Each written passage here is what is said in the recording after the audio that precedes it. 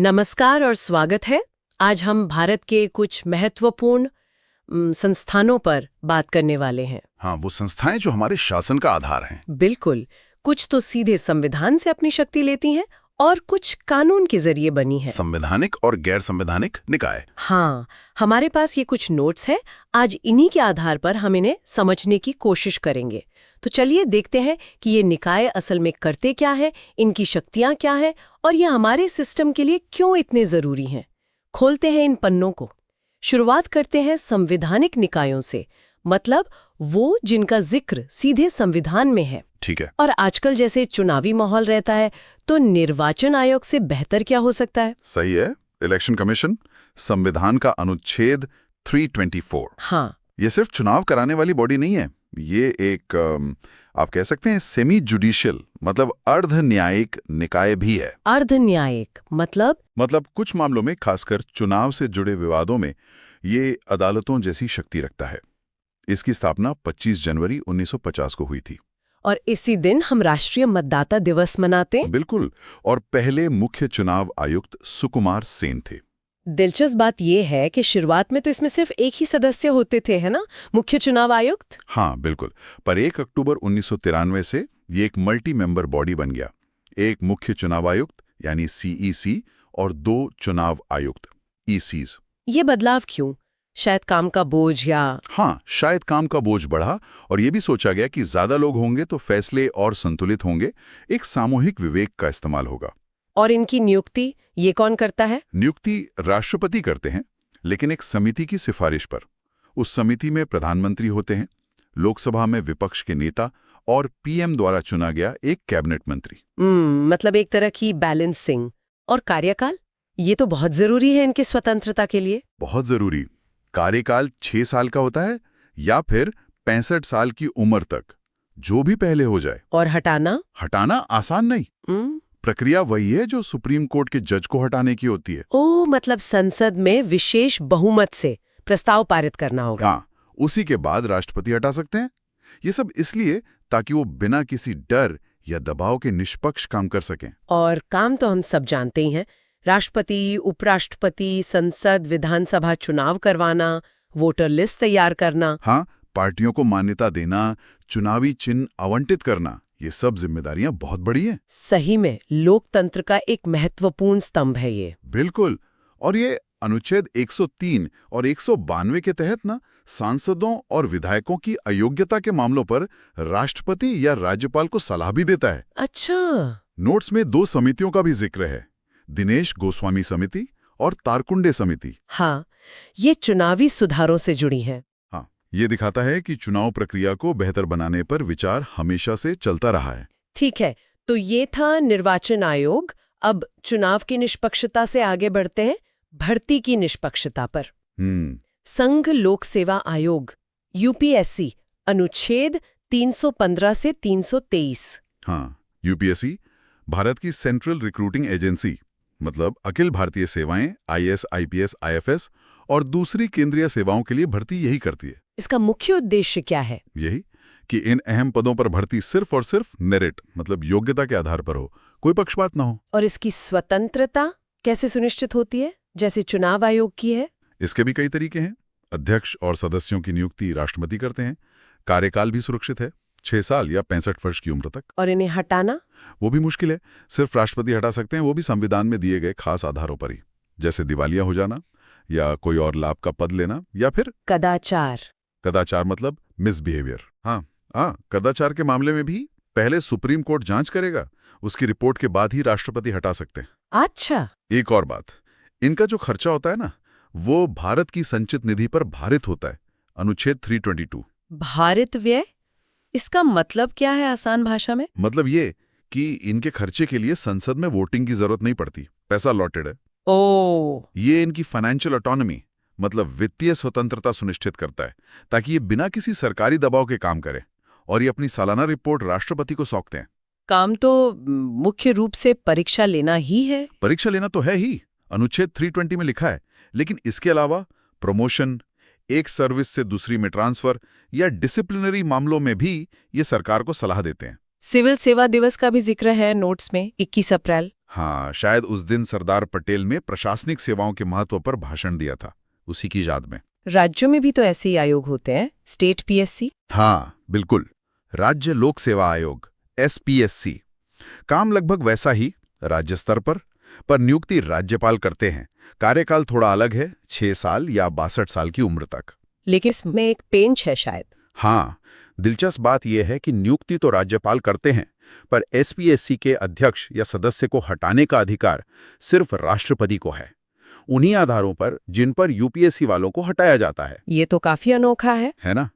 और अगर 2 या 2 से ज्यादा राज्य चाहें तो संसद कानून बनाकर उनके लिए एक जॉइंट PSC, मतलब संयुक्त लोक सेवा आयोग, JPSC भी बना सकती है।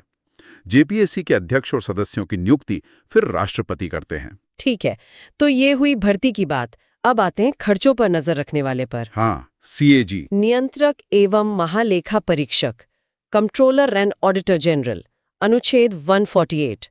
इन्हें पब्लिक पर्स का गार्डियन यानी सार्वजनिक धन का संरक्षक भी कहते हैं। सही कहा। CAG जो है वो Indian audit and accounts department का हेड होता है। नियुक्ति राष्ट्रपति करते हैं, कार्यकाल वही 6 साल या 65 साल। और हटाने की प्रक्रिया मुझे लगता है ये भी वैसी ही होगी। बिल्कुल, सुप्रीम कोर्ट के जज की तरह है। ये बार बार दोहराई जाने वाली प्रक्रिया इनकी स्वतंत्रता को ही रेखांकित करती है। हाँ, ये पैटर्न दिख रहा है। और एक खास बात, CAG के बारे में रिटायरमेंट के बाद वो भारत सरकार या किसी राज्य सरकार के अधीन कोई और पद नहीं ले सकते। क्यों? ताकि भविष्य में किसी पद के लालच में वो अपने काम में कोई समझौता ना करें, निष्पक्षता बनी रहे। अच्छा, इन्हें लोक लेखा समिति PAC का मित्र और मार्गदर्शक क्यों कहते हैं? क्योंकि CAG जो ऑडिट रिपोर्ट तैयार करते हैं ना, वो संसद की लोक लेखा समिति यानी PAC के पास जाती हैं। हाँ। और PAC उन रिपोर्ट्स के आधार पर सरकार के खर्चों की जांच करती है, अधिकारियों से सवाल पूछती है। तो CAG एक तरह से PAC को गाइड करता है, तकनीकी जानकारी देता है। तो इनका मुख्य काम क्या है? सिर्फ हिसाब किताब देखना? नहीं, उसे कहीं ज्यादा। अनुच्छेद 149 के तहत संसद ने कानून CAG-DPC एक्ट 1971 बनाकर इनके काम तय किए हैं। ये केंद्र और राज्यों के सभी तरह के खर्चों का ऑडिट करते हैं, संचित निधि से हुआ खर्च, आकस्मिकता निधि से, लोकलेखा से। सरकारी कंपनियों का भी? हाँ, सरकारी कंपनियों का भी, और जिन संस्थाओं को सरकार से पैसा मिलता है उनका भी ऑडिट करते हैं। ये देखते हैं कि पैसा नियमों के अनुसार खर्च हुआ या नहीं, जिस काम के लिए था उसी पर हुआ या नहीं, कहीं बर्बादी तो नहीं हुई। और रिपोर्ट? ऑडिट रिपोर्ट राष्ट्रपति को केंद्र की या राज्यपाल को राज्य की सौंपते हैं, जो उसे फिर संसद या विधानसभा के सामने रखवाते हैं। लेकिन एक बात कही जाती है कि इनका ऑडिट तो खर्चा होने के बाद होता है, पोस्ट फैक्टो ऑडिट। हाँ, ये बात सही है। इनका ऑडिट मुख्य रूप से खर्चा होने के बाद होता है, मतलब ये वित्तीय गड़बड़ियों को होने के बाद पकड़ सकते हैं और जवाबदेही तय करने में मदद करते हैं।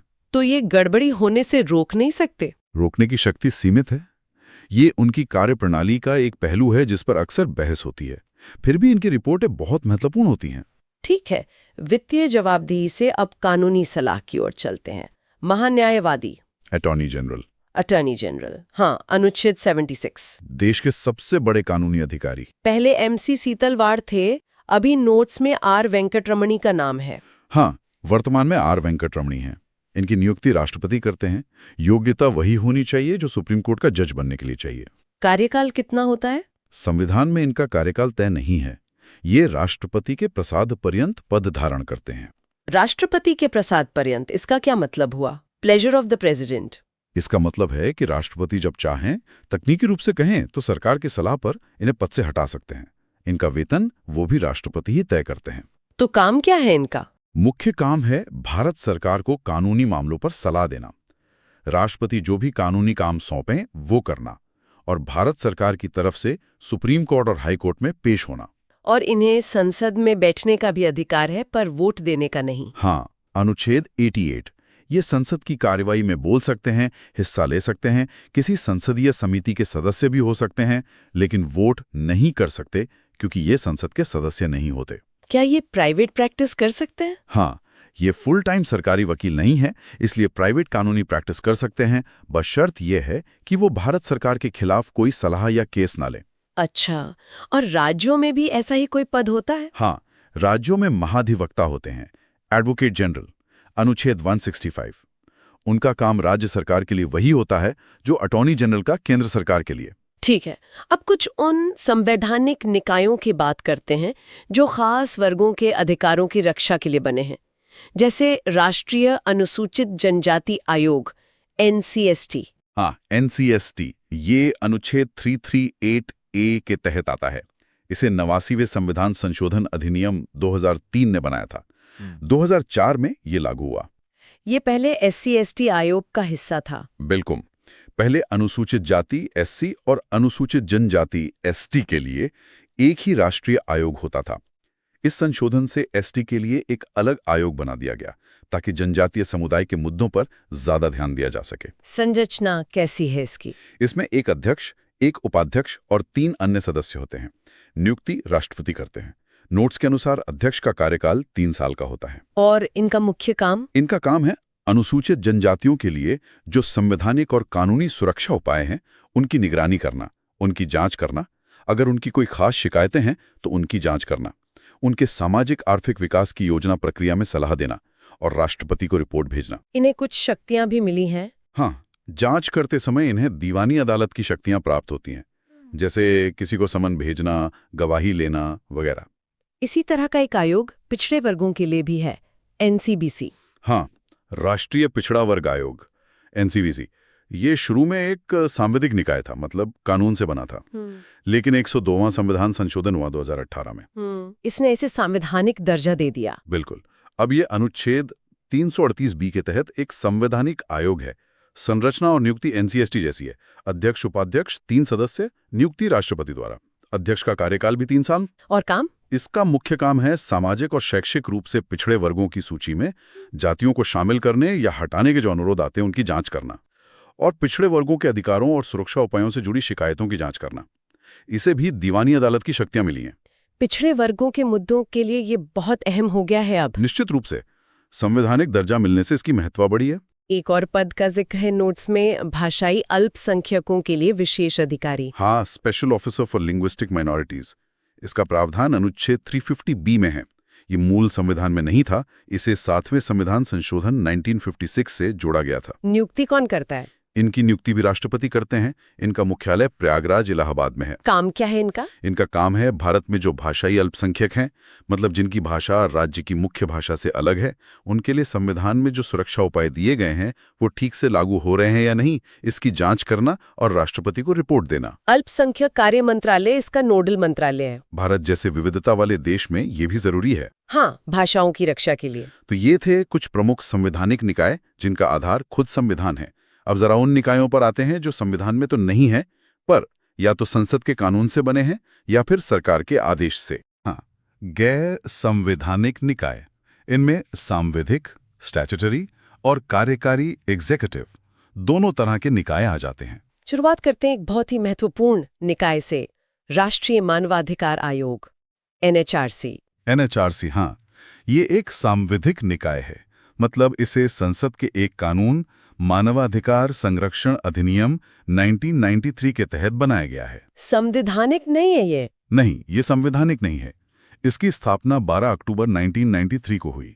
इसे मानवाधिकारों का प्रहरी, वॉचडॉग कहते हैं। हम 10 दिसंबर को मानवाधिकार दिवस मनाते हैं। इसकी संरचना तो काफी बड़ी और जटिल लगती है नोट्स में, कई सारे सदस्य हैं। हाँ, ये एक बहुसदस्यीय निकाय है। अध्यक्ष होते हैं जो भारत के रिटायर्ड मुख्य न्यायाधीश CJI या सुप्रीम कोर्ट के जज हो सकते हैं। फिर सदस्य होते हैं सुप्रीम कोर्ट के सेवारत या रिटायर्ड जज, हाई कोर्ट के सेवारत या रिटायर्ड मुख्य न्यायाधीश। और कुछ विशेषज्ञ सदस्य भी? हाँ, 3 सदस्य ऐसे होते हैं जिन्हें मानवाधिकारों का ज्ञान या अनुभव हो, और इनमें कम से कम एक महिला होनी चाहिए। और इसमें कुछ पदेन सदस्य भी होते हैं, मतलब एक्स ऑफिशियो। हाँ, ये दिलचस्प है। राष्ट्रीय अनुसूचित जाति आयोग NCSC, NCST, राष्ट्रीय महिला आयोग NCW, NCBC, राष्ट्रीय अल्पसंख्यक आयोग NCM, राष्ट्रीय बाल अधिकार संरक्षण आयोग NCPCR के अध्यक्ष और दिव्यांगजनों के मुख्य आयुक्त, ये सब इसके पदेन सदस्य होते हैं।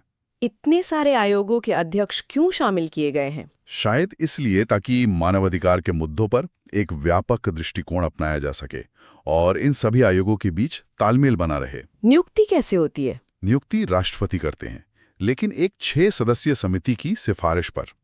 इस समिति में प्रधानमंत्री, लोकसभा अध्यक्ष, राज्यसभा के उपसभापति, संसद के दोनों सदनों में विपक्ष के नेता और केंद्रीय गृह मंत्री होते हैं। काफी हाई प्रोफाइल समिति है।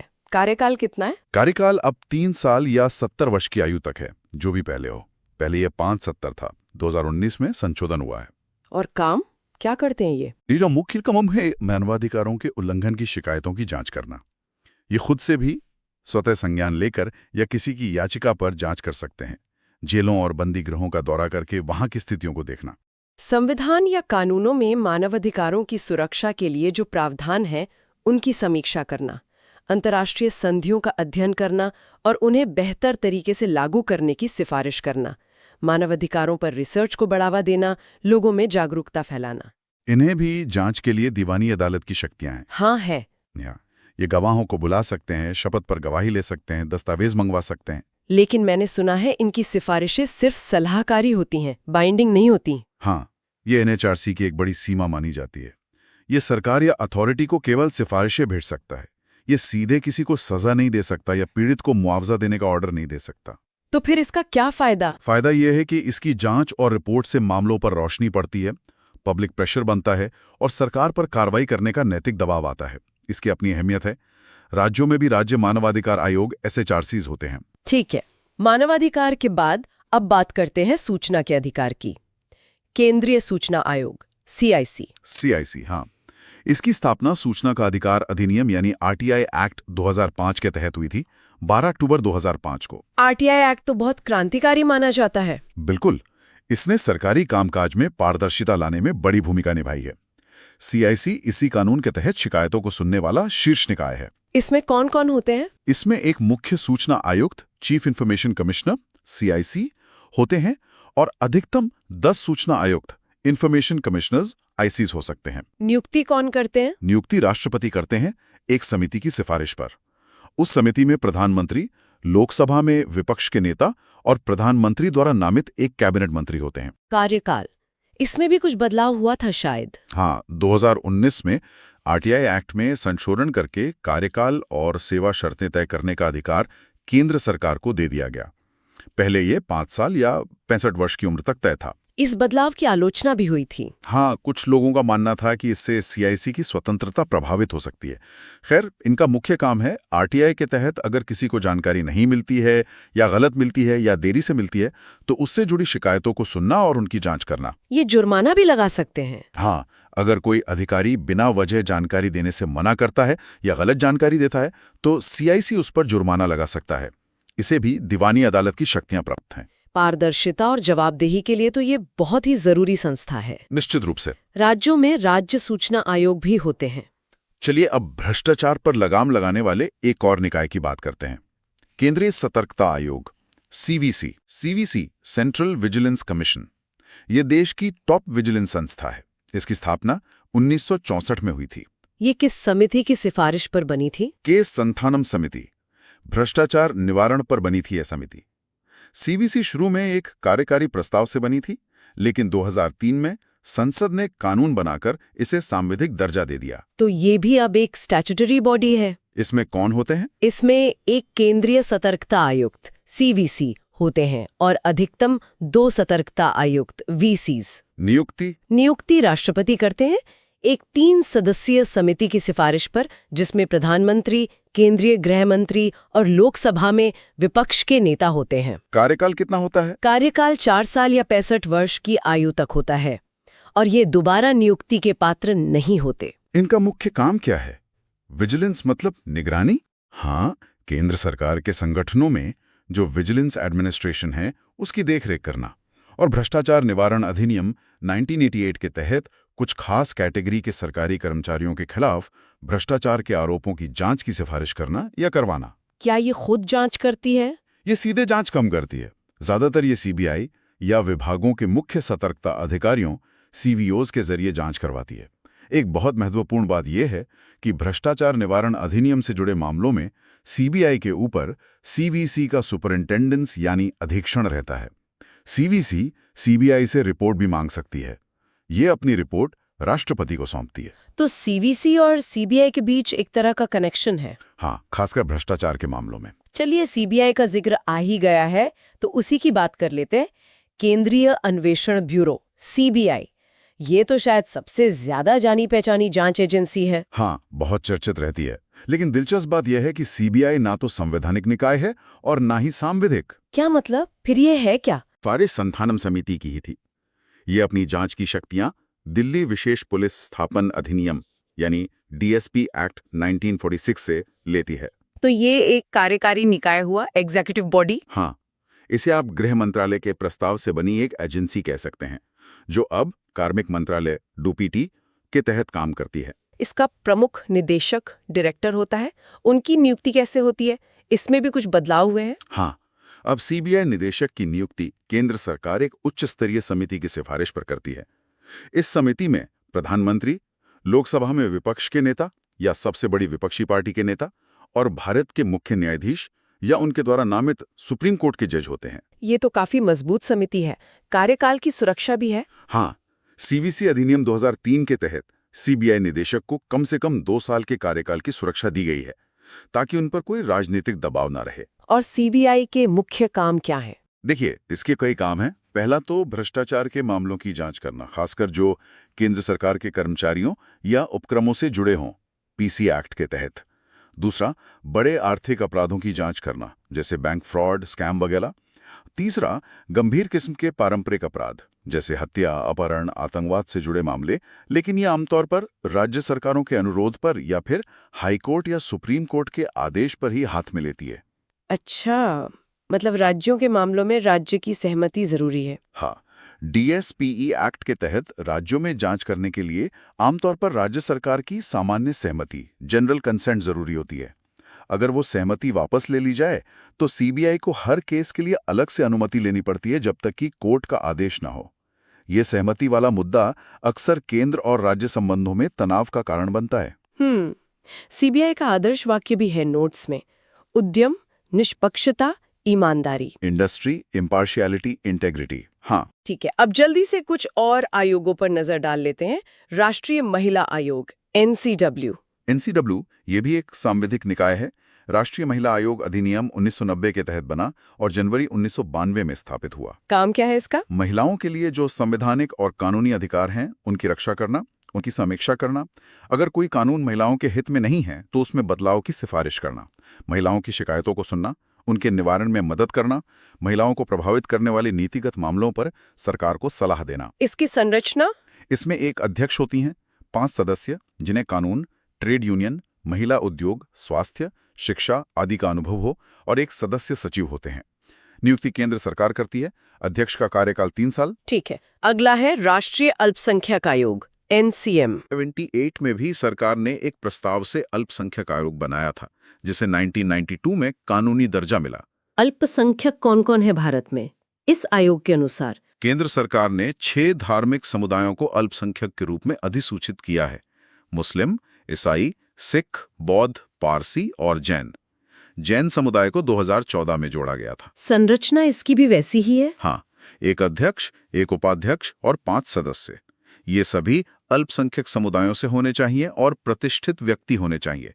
नियुक्ति केंद्र सरकार करती है। कार्यकाल 3 साल। काम क्या है इनका? अल्पसंख्यकों के विकास की प्रगति का मूल्यांकन करना, उनके लिए जो सुरक्षा उपाय हैं वो ठीक से काम कर रहे हैं या नहीं, इसकी निगरानी करना, उनके हितों की रक्षा के लिए सिफारिशें करना, उनकी शिकायतों की जांच करना। ठीक है, अब एक और बड़ा नाम, लोकपाल और लोकायुक्त।